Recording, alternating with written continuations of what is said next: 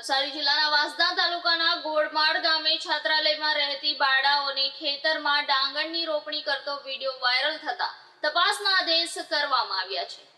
વાંસદા તાલુકાના ગોળમાળની વનાંચલ માધ્યમિક અને ઉચ્ચતર માધ્યમિક સંસ્થા સંચાલિત શાળાની છાત્રાલયમાં રહેતી વિદ્યાર્થીઓનો ડાંગરની રોપણી કરતો વિડીયો વાયરલ થયો હતો, જેમાં ગૃહમાતા ચંપાબેન દ્વારા પોતાના ખાનગી ખેતરમાં ડાંગરની રોપણી કરતો વિડીયો વાયરલ થયો હતો. સ્થાનિક સરપંચના જવાનો દ્વારા અગાઉ પણ રજૂઆતો કરવામાં આવી હતી કે શાળાની વિદ્યાર્થીનીઓને ભણતર સિવાયનું કામ ન સોંપવું. તેમ છતાં ડાંગરની રોપણી કરતો વિડીયો વાયરલ થતા શાળાના સંચાલકો પર આક્રોશ વ્યક્ત કરી રહ્યા છે. ચંપાબેન, શું ઘટના હતી આખી? ગઈકાલે સોમવાર હતો, એટલે સ્કૂલ મોર્નિંગ હતી, એટલે છોકરીઓ સ્કૂલમાંથી 12 વાગે આવ્યા, જઈમાં પછી મને હોતા હતા કે બેન કાં છે, તો રોપવા ગઈ. તો ચાલો અમે હો જવાના એમ કરીને તે તમે તો ત્યાં ખેતરે હતા એટલે એને ખબર, પણ આવ્યા તો કેમ આવ્યા મૂકું, તો એમ કે અમે મદદ કરવાના તમને. તો મેં કું નહીં કરતા, નહીં આવતા, નહીં માને, એમ કે અમે રોપવાના જ, આજે તમને મદદ કરવાના છે એમ કે. કેમ ના નહીં પાડી, કેમ નહીં રોપ્યા તમે એમને? મેં કીધું નહીં આવતા એમ, પણ એ લોકો નહીં માન્યા.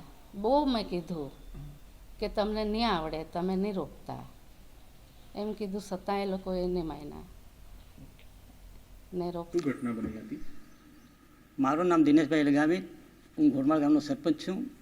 ગઈકાલે સાંજે 10 વાગે કન્યા છાત્રાલયની છોકરીઓ ભાત રોપણી કરતા અમે વિડીયો પ્રોજેક્ટ નિહાળ્યો.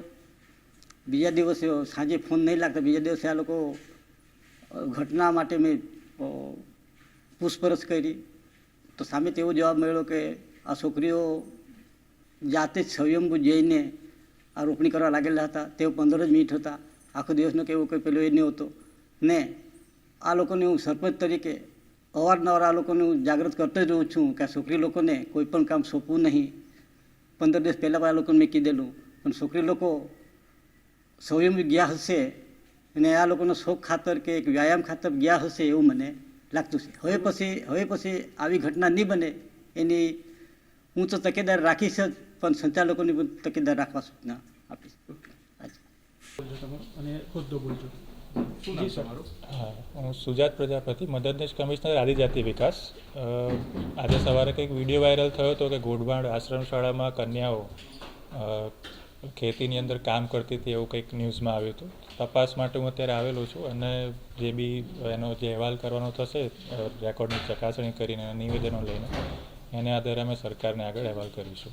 અત્યાર લગી કંઈક તપાસમાં આવ્યું સામે? અત્યારે જોયું એટલે બાકીની બધી સુવિધા જોઈ છે, સ્કૂલમાં જ છોકરીઓ છે અત્યારે, એટલે અત્યારે અમે ત્યાં જઈ રહ્યા છે, એમના નિવેદન લઈશું, ગૃહમાતાના નિવેદન લઈશું અને એને આધારે આગળ કરીશું. હું જસ્ટ આવ્યો છું અત્યારે.